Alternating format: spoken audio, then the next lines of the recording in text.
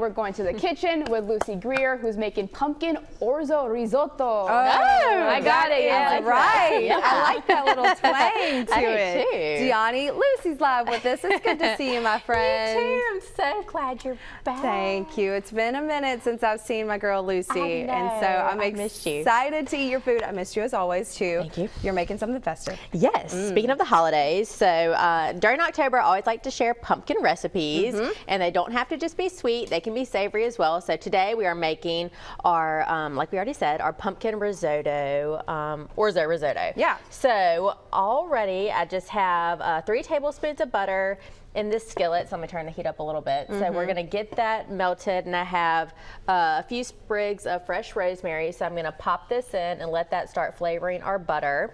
And I'm also going to go ahead and add our, it looks like about half a cup of yellow onion that I just finely chopped. So I'm going to keep this over medium heat, and it's going to take about 10 minutes or so for these onions to get really, really soft and translucent. So this will be the flavor base for our dish here. Yum. Okay, Yes. what do you have planned for? Have you made anything sweet during the month of October? Okay, yes, we have done pumpkin bread. Yeah. Yum. And I think that's it. Is this our only second week in October? I think it is. I think so. So yeah. yes, we did sweet, savory. So I don't know what else I'm going to do this month, but I always like to start off with pumpkin bread because it's such a hit, and it has that streusel topping on it. So so we started out with that, and this one is nice because it's so simple, and usually, like I said, I'm calling it Orzo risotto because risotto is usually you use arborio rice, and it's a short grain rice, and you slowly add liquid to it, and you stir, and it releases the starch. Orzo is going to do a little bit of the same thing, but it's not going to release as much starch. It's just a short grain pasta. So instead of using rice, we're using this Orzo pasta, and it's still, we're just going to cook it the same way. It's the same cooking method. We're going to get our chicken broth in this pot and get it hot. So it's hot when it's ready to, when our Orzo is ready for us to start adding it. Perfect, and there you see all the ingredients on the screen. Before we go real quick, we want to talk about Greer's. Of course, you guys have so much going on this month. Pumpkins, everything in between. If you want to make something or carve something. Yes, and a lot of schools, you know, I know at one of our kids' schools they do pumpkin contests, so you know everybody has to bring candy too. So we have pumpkins out, and mums, the front of the stores look so pretty, and all the Halloween candy out, which is great. And one tip I will give you, get it now. As Scotty gets older, no.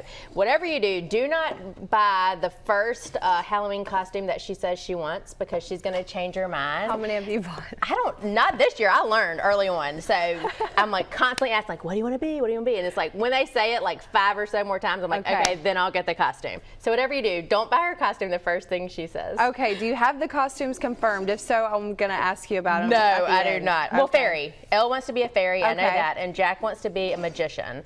Cute. I'm like, what? But I don't know about the others. Okay, we'll figure it out. Lucy and her kids, hopefully they come up with a solution here pretty soon, as Halloween is approaching pretty quickly here. We're going to continue this Orzo risotto with Lucy coming up. Gianni. Awesome. We're back in the kitchen with Lucy Greer. We're making delicious pumpkin Orzo risotto. And Lucy, it's my first time in the kitchen with you. I'm so excited. It's such an honor. I'm glad that you're here. Yes, I'm honored to be here with you. So before we left off, we had put some delicious onions and some butter, and we cooked that up, right? Yes, we did. What's the next step? The next step is we are going to add in, this is 1.5 cups of Orzo pasta. It's not cooked, so it's just right out of the bag. And we're also going to add in our spices. So I have some salt and pepper, a little bit of cayenne pepper, and our pumpkin pie spice. The essentials. The essentials. That's right. You don't have to get too many complicated things. Yeah, and this, very easy. you know, and this recipe has very few ingredients, and it's going to have a lot of flavor. So I'm just going to make sure our heat is up. And at this point, we just want to toast the Orzo. So we want to keep an eye on it. It's not something you want to walk away from. Definitely. And you can just see I'm just coating it and making sure that all of it's coated in that butter, and we put some fresh rosemary in there, so that is, you know, all that flavor is already out into our oil, and we can actually just take that out. And so if some of the the leaves fell off, that's totally fine. And of course, you could have just taken it off and chopped it up, but this is just kind of a little bit of time saver, and we still got our flavor out of it anyway. It smells delicious. And just in case someone missed it, what is orzo? Oh, good question. So orzo is a pasta.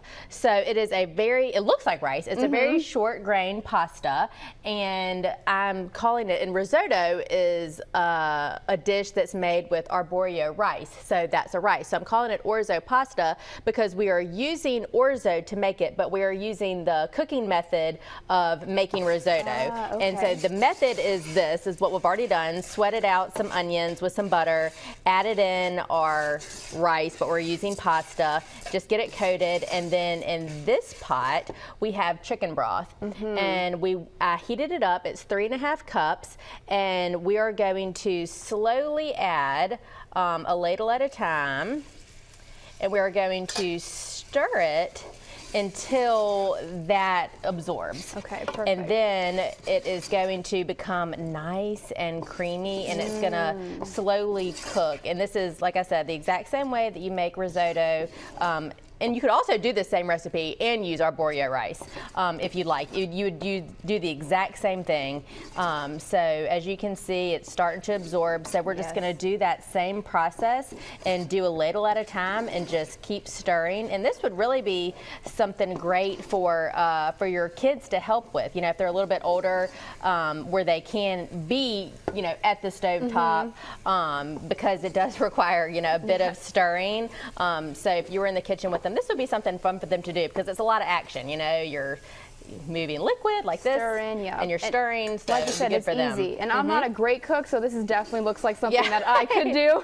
Yes, you would definitely be great at this. And we can get all these ingredients at Greer's, correct? Yes, you can, and you can go in the stores, of course, and shop. You can shop online. We have free curbside pickup, and we also have delivery options. And we're actually kicking off another curbside pickup store in Van Cleve, Mississippi. We've been working on that store, remodeling and expanded the store, and so it'll be one more store that you can shop online. That is awesome. Super easy. Get the ingredients super easy. Can make it very quick for a family. Yes. Definitely a great recipe. It just smells delicious. All the fumes are just smelling it. All right, perfect. So I guess we'll go ahead and check back in. We're going to add some pumpkin later the last on, right? things, as soon as all of this liquid absorbs, we're going to add our pumpkin puree, and we're also going to add a little bit of goat cheese, and so it's going to be even super creamy. Yes, and definitely good for hopefully some of these cooler nights that will hopefully coming soon. Hopefully coming. Today was not so cold. I walked out and I said, I think I'm wearing the wrong outfit for today.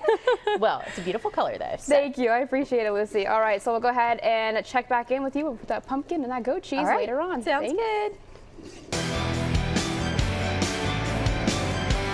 Welcome back to Studio 10. We're live with Lucy this morning, and we're talking about a pumpkin orzo risotto. We are. It smells really good, and we're at the end of our process here. Right. So we started out with a little bit of butter and some fresh rosemary, and we softened half a cup of onion in there, and then we added 1.5 cups of our orzo pasta, and I just put the last ladle of chicken broth in here. So ladle by ladle, we added our chicken broth, and after each ladle we stirred and made sure that all of the liquid was absorbed. And so now the orzo is cooked through, and it's time to add our last few ingredients. Oh, and then we added a little bit of pumpkin pie spice and some salt and pepper. I was about to say, I smell something. Yeah, do you smell that? Yeah. And a little bit of cayenne pepper. So just a little, just a touch of heat. So now we're going to add our pumpkin puree.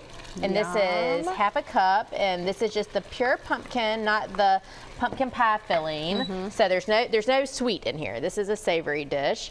And I'm also going to add 2 ounces, which is just half of this little log here, of goat cheese. Why the goat cheese? Is it just a creamier and cheese? it adds just a great flavor in here. It goes great with the pumpkin, but if you are not a goat cheese fan, you could certainly just omit this, or you could sub a little bit of cream cheese in here too. Yeah. Or Parmesan cheese. Typically, you add a little bit of Parmesan cheese at the end of a risotto dish, but I thought that the goat cheese would be really good with that pumpkin. And then you just get this melted and it is ready to eat. This is delicious. Now, of course, risotto is typically served as a side, but could you add a meat in here to make it more of a full pasta dish? Absolutely. You could, and I was thinking too, you could add a lot of vegetables. I make a risotto dish that's full of veggies and it's so good and colorful. You could add veggies to this, and you could certainly,